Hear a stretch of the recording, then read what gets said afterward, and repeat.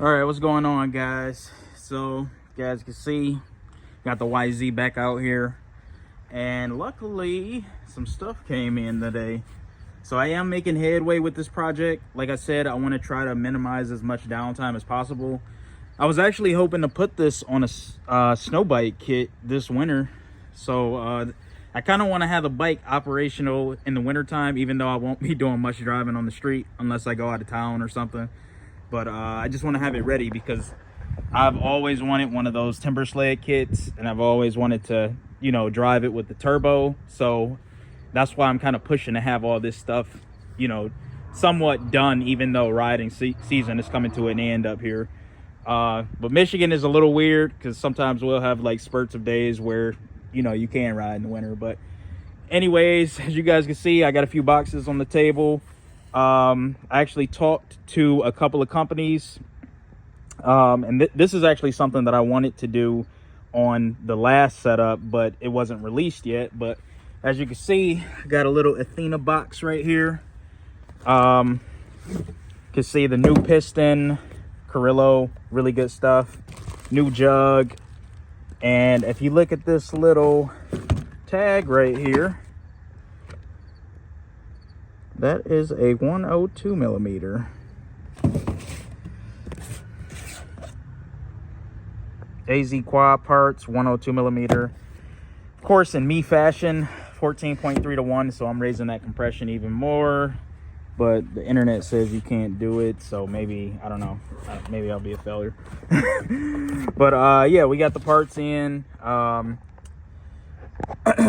You can see right here I got the jug, and I do want to do a side-by-side comparison. Let me get this out of the package really quick. All right, so as you can see, this is the new cylinder. It is a Athena piece. This is an entire kit that comes from Athena with the Carrillo piston, obviously. So the first thing I actually noticed on this jug is that the water jacket walls seem to be a lot more protruded outward. They're a lot more proud, I guess you could say, versus the stock cylinder. So this is actually the stock jug that I just took off of the most current setup on my bike. You can see this is the JE piston. And then you can see I got the compression ring in there also, because I was just checking to see what the gap was on the compression ring, which was a little tight in my opinion. It was 15 thousandths. But yeah, this cylinder looks pretty good. Nice piece. See if I can get a nice little side-by-side comparison. The video really never does it justice, but this thing is 5 millimeters larger, 102 millimeter bore versus the 97 millimeter bore, which is a stock OEM piston size. It is a apparent bore difference between these. It's just crazy to see it side by side, but like I said, the video, you probably can't even tell a difference between the two. So first thing first, I am sending this out. I'm sending this out to Racer's Edge. Brett over there, good friend of mine, is going to get me taken care of on this. So I am getting this jug O-ringed. I'm actually getting a top fuel hoop put in it. And like I said, that's pretty much the same concept of what I had done to this head right here, but the top fuel hoop is a single piece ring, so there are no brakes in this little O-ring right here. It's a more superior design, and it's a little bit more it penetrates into the block. There's more protrusion with the top fuel hoop versus this O-ring right here, because you actually use a copper gasket with this setup right here. This is the stock head gasket that Athena sent, but I actually won't be using this. So fun fact for you guys, there's actually a company called Flat Out Gasket that I'm dealing with right now. I spoke to Candy over there, I want to say about a week ago. So I'm actually gearing up to send this out today. So basically what they do is, if you have a stock head gasket, and this is for any application, just not, you know, for dirt bikes or power sports. They do V8 stuff, everything under the sun pretty much. So you would basically send them your head gasket, and then they would make it in copper at any thickness you want.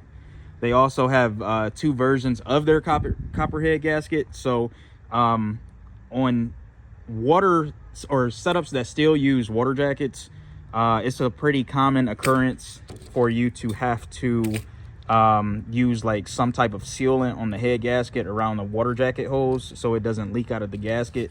But they actually have a pretty sweet setup over at Flat Out Gaskets, because you can basically get your copper head gaskets already impregnated with silicone, so that way you can literally just throw them right on the block and torque everything. And I think you got to do like 1 heat cycle, so that way the silicone, you know, seals all of these water jacket holes right here, and you are good to go. You don't have to use RTV, you don't have to use any type of third-party sealant, so that's pretty good. So I'm sending this out today. I'm getting 2 gaskets made. This stock gasket is 26 thousandths thick. I actually will be getting a slightly thicker copper gasket, because since I do plan on running this bike on methanol, ideally you would like to have a little bit more quench distance between the top of the piston and the cylinder head or the chamber, because technically with a methanol setup you are injecting more fuel into the chamber, and it's really easy to have a hydrolock event at the rate of fuel that's actually being injected in there. So it's just good practice to, you know, widen up that quench distance a little bit between the head and the piston, so that way you don't have something like that happen. Yeah, so this stock head gasket, or the one that was actually sent with this 102 millimeter bore kit, this is 26 thousandths thick, and like I said, with running methanol, you want a slightly larger quench distance. The new copper one will be 0.43 thousandths. So yeah, so I'm gonna package this up, send this out today. Then this other box over here, you can see I have the crank over here. I got that all packaged up. I got some oil in there so nothing rusts up, and I'm actually sending that out to CWI Crankworks. Shout out to Pouty over there. He actually follows my build, so that was actually pretty cool that the guys at Crankworks actually know about the bike. But yeah, they do really good work. They actually I'm actually running their rod on this crank right here, but as you can see in my last video, I don't know if it was just from sheer power. That's what I'm guessing it probably was from. But I have to get the small end bushing replaced on this crank, and then I'm going to get the bearings checked.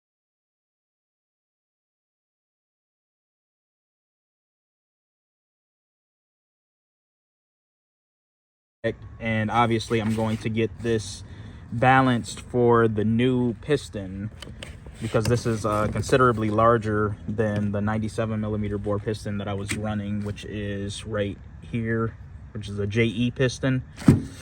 And then for those that didn't watch my last video, with this setup with the old jug, I was actually running a 13.8:1 compression on the last turbo setup, which was using this Garrett turbo here. So this is actually the new Carrillo piston right here. Show you guys the part number right there. And yeah, this is a really nice piece. First and foremost, 2 things that I noticed that stick out to me that seem to be better on this Carrillo piston is something that I believe would be desirable on a turbo setup. So first and foremost, you can actually see this crown thickness right here on the JE piston versus the Carrillo piston. And the Carrillo piston has more thickness, and that is something that is actually really nice to have with a turbo setup, because the further you move that ring down, the less heat you take out of the compression ring, and it's less chance that you'll run into a sealing issue, because this ring actually runs cooler by having that thicker crown right there, because it's basically because it's further away from heat. So you want to try to get this stuff to run as cool as possible while maintaining a thick ring gland, just for like robustness.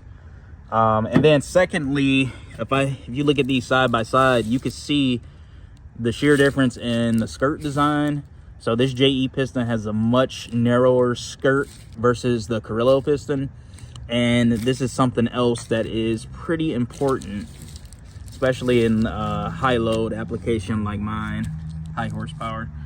So I think this is a step in the right direction. This piston was actually pretty good. I don't really see any signs of failure, but one thing that I did notice when I looked at this a little closer, you can see right here, I don't know if the camera is picking it up, but you can see how this little part of the crown right here is a little, look like something got a little hot right there. But it's hard to say what actually caused that, because like I said, I bumped my head a lot when I was first starting to tune this thing, specifically with ignition timing. So and that is something that can definitely cause what you see right there. So that's pretty interesting. And then other than that, I do plan on sending this piston out to line. They make a really nice coating for the skirts. It's a friction reducer, but it's basically a porous silicone coating that actually holds oil, and it's like a super slick, so it's really good for this type of stuff. I'm actually doing the same thing on my Hemi setup as well, so that'll be interesting. And then what's even better is that place is local to me too, so I can literally just drop all this stuff off in person and get it done. And then, like I said in the previous video, I do plan on to still run this turbo, because I kind of want to do some back-to-back comparisons in how the bigger bore changes the power curve. I want to see if it comes up faster on boost. On paper, theoretically, it should. I mean, it's not really like this was a laggy setup anyways, but I mean, it would be interesting to see with, you know, all the other variables staying constant, with the only change being the bore size. So yeah, but like I said on this previous setup, this ring gap, I'm lucky I had that dial in there, I gotta be careful. But anyways, with this previous setup, this ring gap was about 15 thousandths, and that is a little bit too tight in my opinion. So the rule of thumb with this stuff, specifically the turbocharger stuff, at least with, you know, in the power sports world, usually it is about 6 thousandths times bore size. And with this particular bore, using that equation, I come up to around like 23 to 24 thousandths.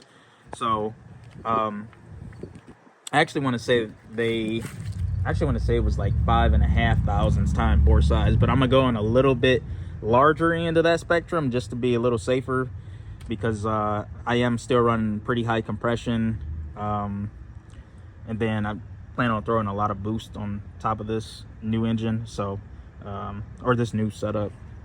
So I am just going to be safe and go bore size times 6 thousandths. And like I said, that puts me around like 24 thousandths, which is considerably wider than this 15 thousandths on the last setup. So, and lastly, there are a few transmission components that I do plan on replacing.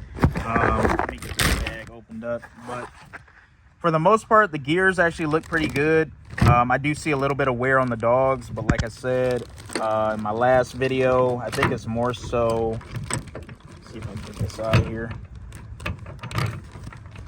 Stuff is slippery. I think it's more so that shift fork that was causing me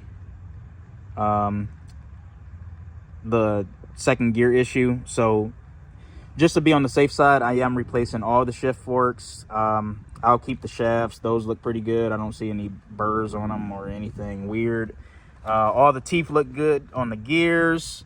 But what I am having done to this transmission is I'm planning on sending this out to cryo heat. I'm gonna get all of these gears cryo forged. I'm gonna get the shafts cryo forged, pretty much everything in the transmission, and then I will have them back cut. So I feel like that was something that I kind of overlooked on my this most recent setup, and that's kind of what caused the issue with it jumping out of second gear, especially with the way that I shift the bike. I do clutchless power shifting. I get a lot of crap for it in my videos, but I'm still going to keep doing it. So I'm going to just try to find a way to make it to where I can do it and just lessen the chance of something breaking this time around, because that's the key to stand and boost on this thing right here. I hardly ever use the clutch. I just roll through the gears. But yeah, things are moving along. Like I said, this stuff, all of this stuff on the table, I do plan on having shipped out today. Sending this stuff to Brett right here, the head, or I'm sorry, the jug and the cylinder head, and then the piston and the rotating assembly. I'm sending that out to Crankworks today to try to get a jump on everything. And yeah, we should have this thing back out pretty soon. Probably won't be down as long as you guys think, but yeah, I just want to give you guys a quick update. Yeah, just stay out on the lookout for videos. I probably will still be posting some old footage that I have here and there, because I still have a lot of content that I haven't chopped up yet and I haven't uploaded. So if you see me riding the bike on YouTube, that is the most current setup. I just don't want anybody to get confused, because this teardown happened a little bit prematurely, but thankfully it wasn't anything catastrophic.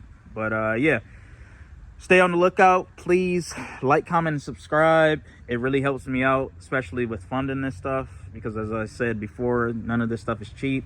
I don't have any sponsors, and I'm paying out of pocket for all of this stuff. But I do it for the love of it, and I do it because you guys like it. So really appreciate all of my followers, everybody that's a fan of the bike, the truck, everything. So until then, guys, keep riding, ride safe, and yeah, just stay on the lookout, because there are big updates to come with this stuff. Peace.